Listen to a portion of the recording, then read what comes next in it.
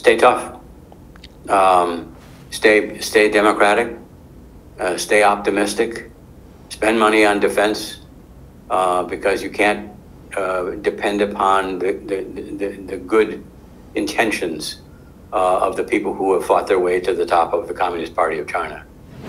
各位观众朋友，大家好，欢迎收看《正经最前线》无马看中国，我是主持人张国成。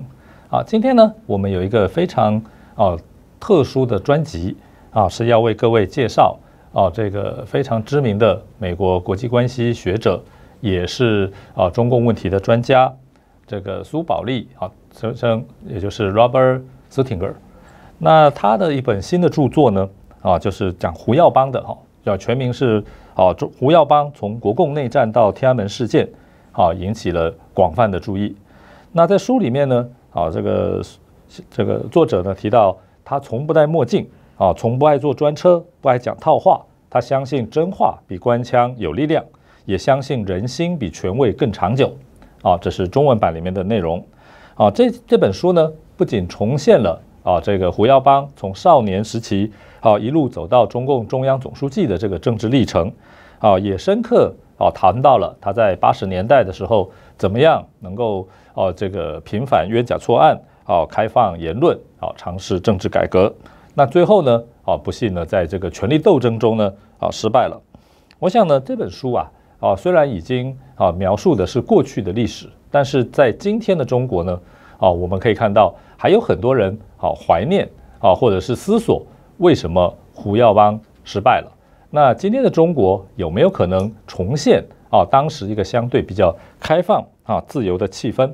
那么今天呢我们特别请到这个苏廷格尔先生来到我们节目透过连线的方式呢我们对他的这本著作呢希望他本人亲自来到我们这个节目当中呢给大家做一个介绍同时呢也回答我们对这个中共政治以及胡耀邦这个人的一些问题。那么现在呢这个苏廷格尔先生呢已经来到我们线上，那我们呢是不是就请他跟跟观众朋友问候一下。 Hello yes yeah How are you? Hey, yes, good evening. Yeah, Mr. Suttinger, and Thank you. it's very happy to invite you join our episode. Thank you. Yes, okay. In Taiwan, your book is very famous, and it's my pleasure to invite you to discuss your book in today's episode. I look forward to it. Okay, so now I have my question. Firstly, is may I ask, among the many leaders in CCP history, why did you choose to devote more than a decade to writing a biography of Hu Yaobang? Was there a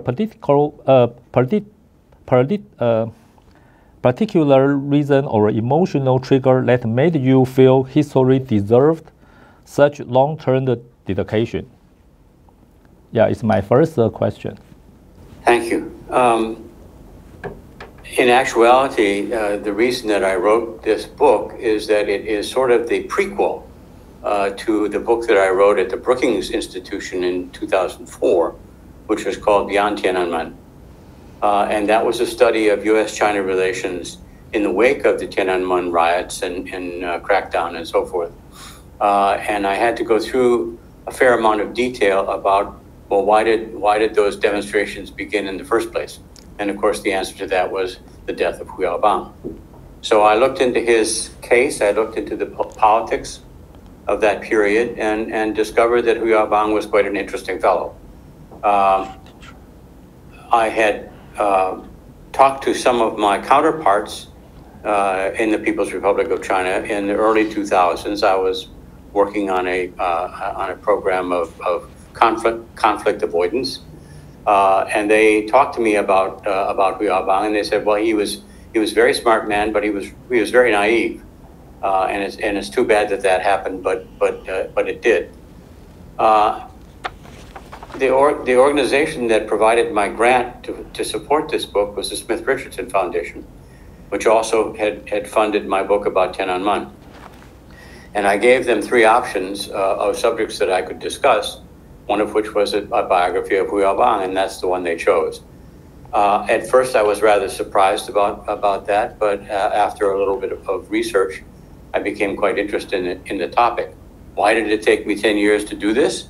Almost all of my research is in the Chinese language. And as you can tell from the fact that I'm speaking in English to you rather than Chinese, my Chinese has some limitations, particularly spoken Chinese. I did not expect to find as much material as I found. I started with hardcover books, magazine articles, and then I got onto the Chinese internet and found much more information in magazines like Yanhuang Chunqiu and Ai Sixiang and some of these other things. It became clear to me as I was doing this research that the previous knowledge in the United States about Hu Yaobang was insufficient. Even with Ezra Vogel's monumental biography of Deng Xiaoping, I thought that the coverage of Hu Yaobang was rather deficient and didn't give sufficient attention to his qualities and his skills. So that was kind of the reason that I started it.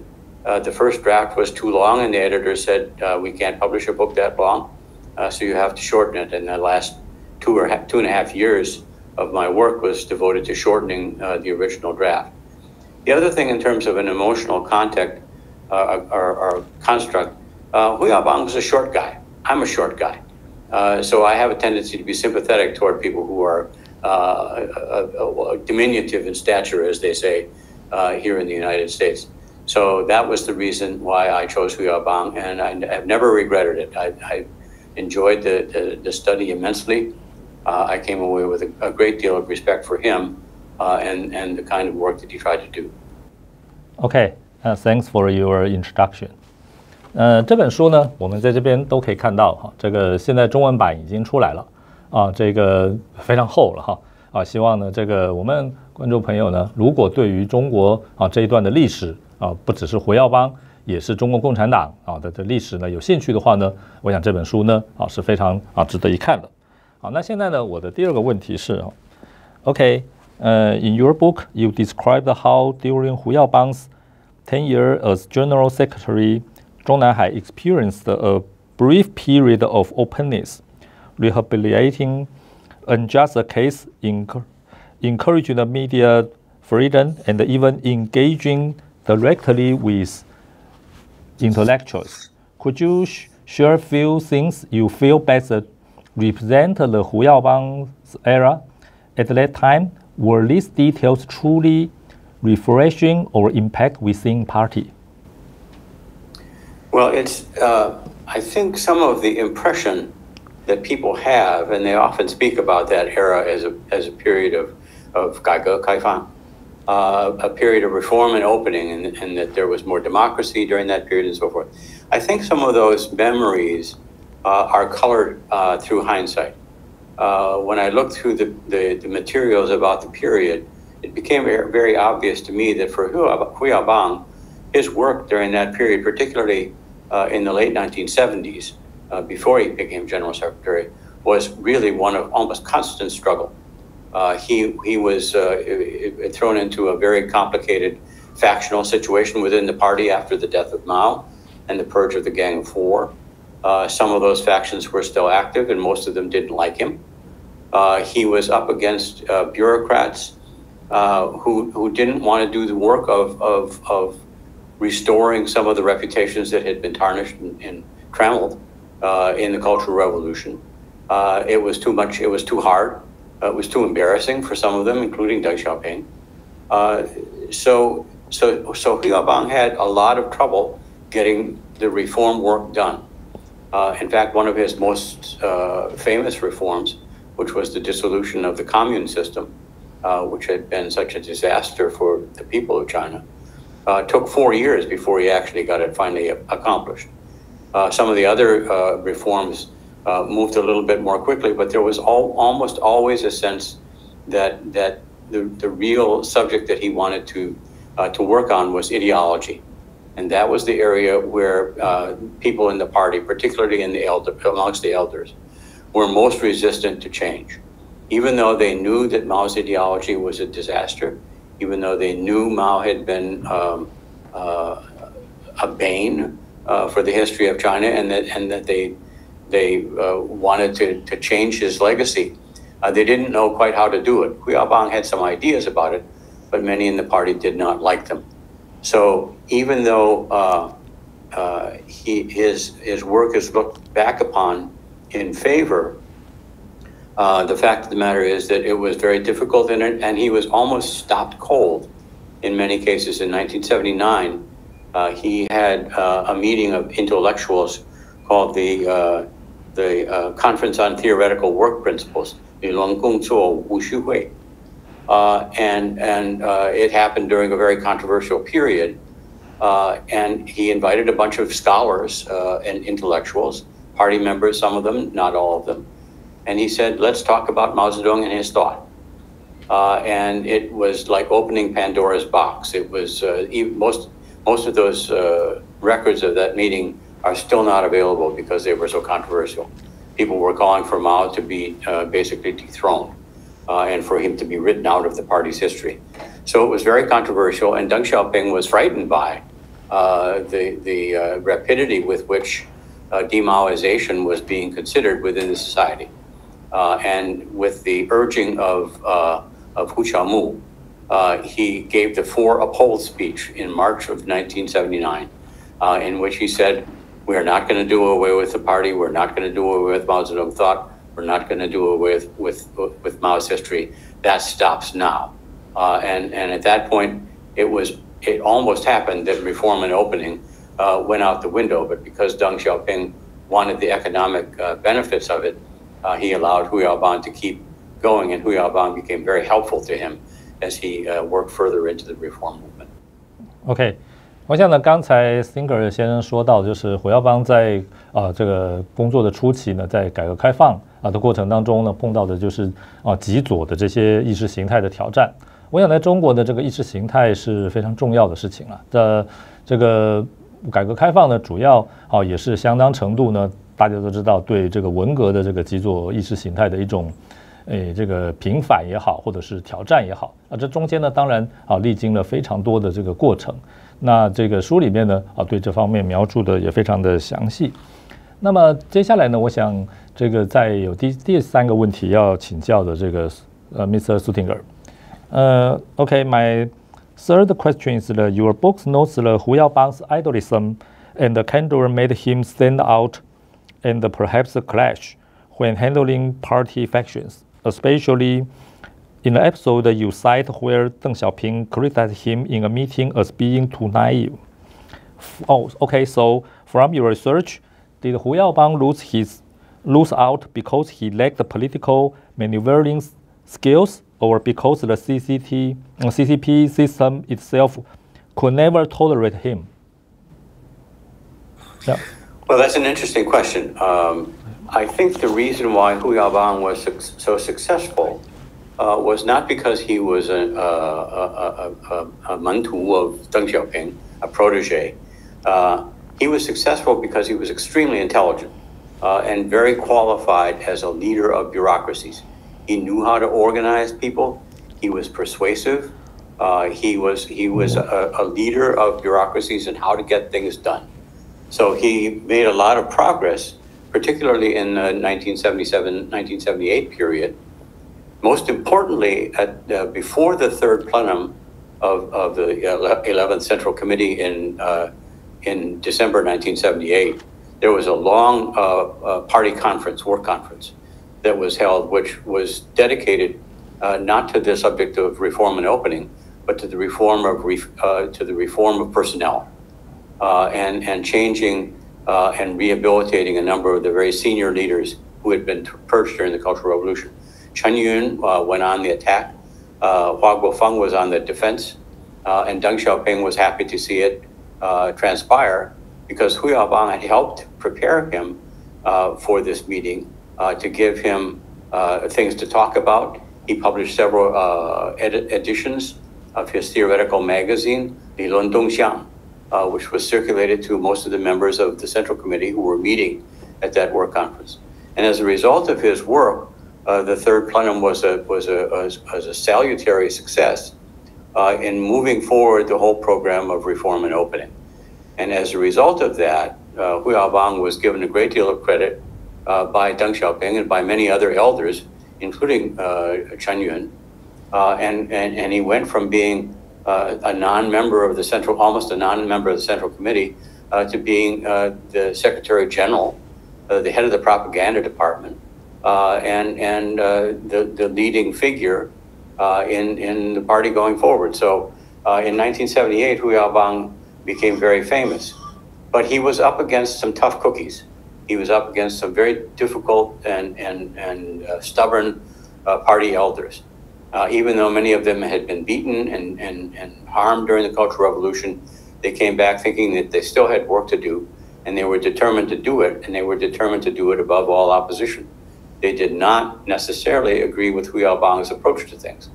And so people like Chen Yun in particular, who considered himself to be Deng Xiaoping's equal, made life very difficult for Hu Yaobang. So it wasn't that his candor got him in trouble, although it did. It was in fact that he was trying to move the party in a direction that many of them did not want it to go. And that problem manifested itself not only at the party conference before the third plenum, but afterwards at the conference on theoretical work, and then in the discussion over the history resolution, wherein Hu Yaobang was listening to all the people from the lower levels saying what a terrible time they had during the Cultural Revolution, what a bad idea it was, and how they needed to reform the party. The elders, and particularly Deng Xiaoping, decided that that's not what they wanted to do. They believed that they had to have Mao's reputation, they had to have his theory, and they had to have the image of Mao as the formulator, the former of their party, in order for them to move forward. So Hu Yaobang wanted to reform the ideology, but he failed. And even though he failed, Deng Xiaoping wanted to keep him on because he was so effective at getting work done. So it was not a matter of his personality that was so aggravating, although it was, but it was really that the ideas that he was setting forward were ideas that the party was not ready for. 好的，我想yes, thank you very much. 我想这个刚才呢，这个斯汀格尔先生说到了，就是胡耀邦呢，虽然一度呢也得到了邓小平的信任，大家也都清楚，但是他终究还是没有办法撼动这个共产党的体制毕竟共产党的整个这个架构非常庞大，而且意识形态上呢跟这个自由开放呢终究还是很难相容的。我想这个也是我看了这个书之后呢的一个非常重要的体认。当然在这个一定的时间呢，一定的这个状况下呢可以容许比较自由改革开放的这些措施，但是终究来讲呢是不能够撼动它的这个体制的。好，那这个大家都知道6·4天安门事件是一个非常重要的在中国历史上在中共党史上的一个转折了那么斯汀格先生呢也非常这个仔细的描绘了这段时间的这个状况所以呢我的第4个问题呢想要请教这个斯汀格先生OK, my fourth question is your book described how Hu Yaobang's death sparked a wave of public mourning that became the catalyst for the Tiananmen protests. Do you think the DCP leadership's fear and reaction at that time shaped its heightened precautions against the mass movements over the following decades? And is the level of social control we see today directly linked to that experience? Well, I think I need to make a brief addition to the narrative at this point. Hu Yaobang's fall was brought about in 1987 by a special party meeting that criticized him up one side and down the other. It was a brutal attacks by all of his colleagues, and it left him kind of a beaten and broken man. But they allowed him. They expelled him. They sacked him as general secretary. But they allowed him to stay on the standing committee of the Politburo. But they didn't give him anything to do. So he spent the next year and a half, almost more than 2 years, sort of wandering around in China, writing poetry, looking at the scenery, and feeling sorry for himself. And came back in 1989 to attend a Politburo meeting, one of the few that he attended, and that's where he died. During the period when he was on leave, as it were, the leadership of the party went downhill rather badly. Zhao Ziyang seemed triumphant at the 13th Party Congress in 1987, but in fact, he was confronted with the same problems that Hu Yaobang had, which was that the battle between Chen Yun and Deng Xiaoping made policymaking very difficult. The factionalization of the party had gotten fairly extreme. Zhao didn't want to be general secretary. He liked being premier better, but the premier at that point was then Li Peng. And they were not able to get anything done. They had runs on banks. They had economic distortions. They had a lot of problems. And during that period, there was a lot of unrest within the society. And so Hu Yaobang's death sort of catalyzed those feelings even more. There was a lot of bitterness about the party's terrible performance during that 1987-88 period. And so it wasn't so much that they were regretful about his death. They were unhappy about the fact that the promises that the party had made during the period of reform and opening were not being observed, were not being held up. So they started saying, well, Hu Yaobang shouldn't have been purged the way he was purged. But beyond that, you guys are really doing a terrible job, and we're very unhappy about it. And they stayed in the square, of course, and the rest, as they say, is history. The Communist Party has never been particularly supportive of democracy. And even within the party, they've had trouble allowing people to say what they wanted to say and believe what they wanted to believe. When Mao allowed students to run rampant during the Cultural Revolution, people got a good sense of what happens when chaos reigns, when students and young people are allowed to attack the party bureaucracy, when people are armed with guns that they've stolen from the army and use them to shoot at each other. It was a terribly traumatic period for the party, and everybody was wounded by it. What I think Deng Xiaoping feared most of all was for a return to that kind of chaos. And the other party members felt much the same way. Hu Yaobang, in 1986, when there were some minor demonstrations going on in Beijing, basically retired and withdrew as general secretary because he didn't want that to happen. He knew Deng Xiaoping. He knew that Deng Xiaoping would just as soon shoot them as talk to them. So during that period, Hu Yaobang decided, in order to avoid that kind of an outcome, he would step down. He didn't expect the party life meeting that so damaged his reputation and his self-esteem, but he did not want to see the kind of violence that occurred in 1989. I think that memory of that violence and the damage that it did to the party has been a factor ever since. Hu Jintao and Jiang Zemin both tried to take a somewhat more soft line toward the emergence of dissonant views within the party. Xi Jinping has decided he's not going to have any of that, and he didn't want to have the people that had belonged to the Youth League faction, Hu Yaobang's essential faction. He didn't want them around either, so he has basically rolled back in the course of his 10 years, 11 years in office.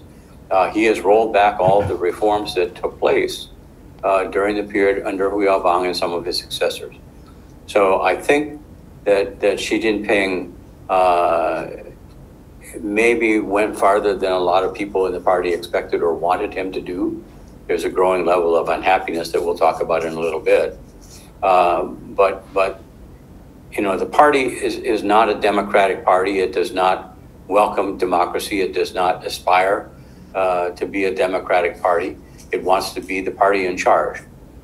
So to the degree that reform and opening enabled people to think about democracy and political reform, it opened the way for more troubles, and those troubles are back. And I don't think that they are ever going to go away. When Chinese people get a chance, they always opt for more freedom, more ability to speak their minds, and more exchange of ideas. The Communist Party of China does not seem to be particularly interested in that. OK， 我想 OK，Thank you。我想呢，刚才这个 Mr. 苏廷格尔先生就说到了呢，就是这个6·4事件呢，当然让中共呢，我个人觉得是警醒到这个民主、还有自由、还有开放这个东西是不能乱给这一给的话呢，就可能动摇了这个共产党的这个统治基础所以呢这个是不计一切代价呢，我想都要给它镇压下去的，这是我个人的感觉。但是我相信应该不少观众朋友呢也会同意这大概不是一件很容易的事情。所以呢，我的第4个问题呢 ，So my 我的第5个问题 ，My fifth question is the Hu Yaobang's article was not just a turning point in his personal fate; it was also a watershed moment in CCP's approach to political reform. So, in your book, you suggest that after this, the party's internal awareness toward the political reform rose sharply. So today, when we see Xi Jinping's consolidating power, tightening control over speech and the civil society, do you think this is a continuation of political struggle from that era? It's a very interesting situation that we're looking at today, and I've been trying to follow it in a situation where I don't have the kind of resources that I used to have when I worked for the government available to look at.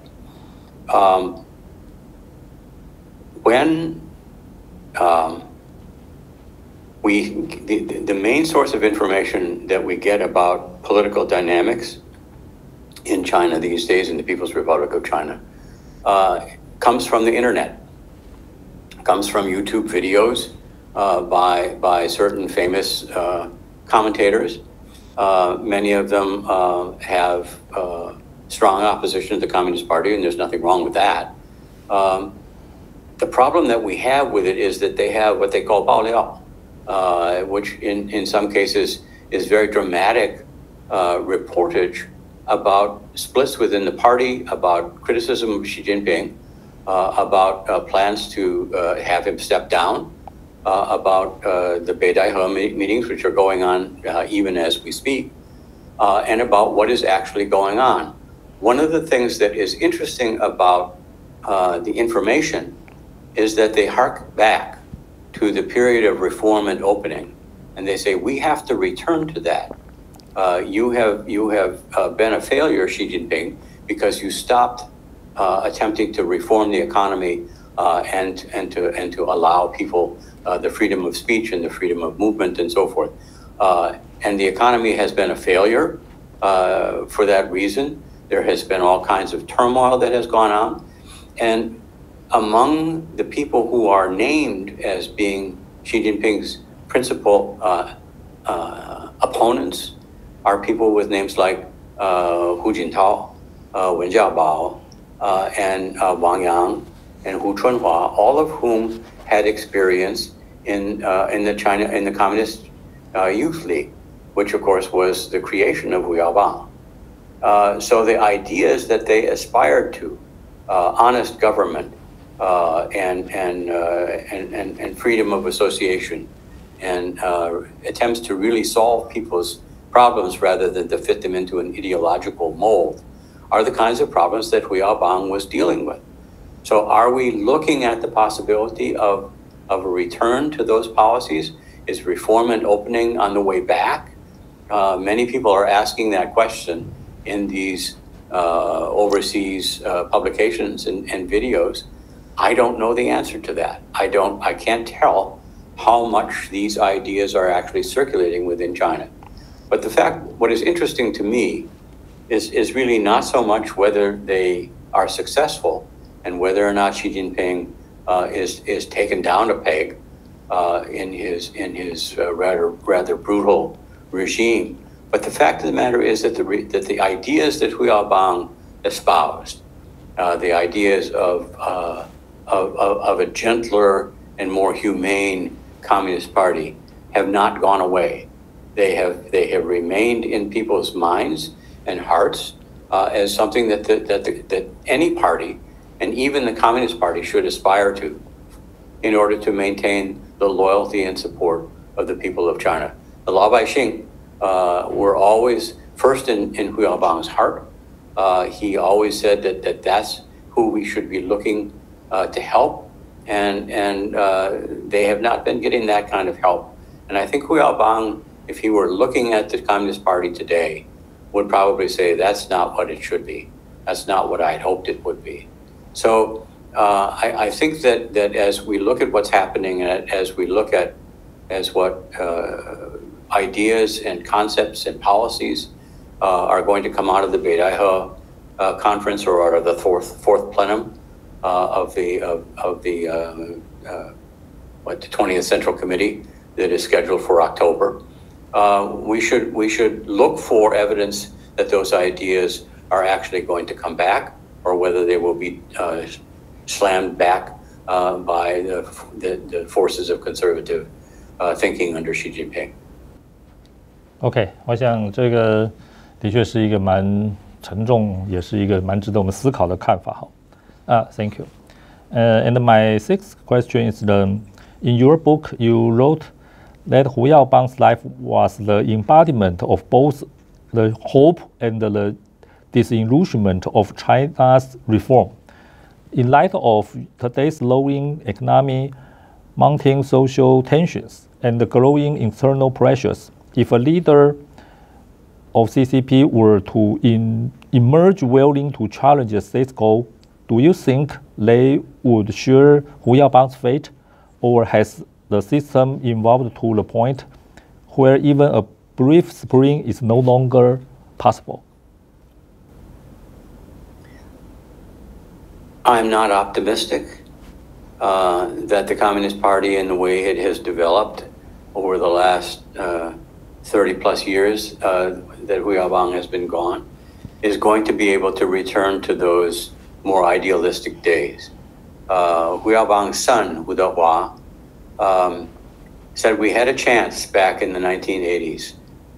My father was an idealist, and we had a chance to make those ideals a little bit more relevant to everybody in China, but it failed.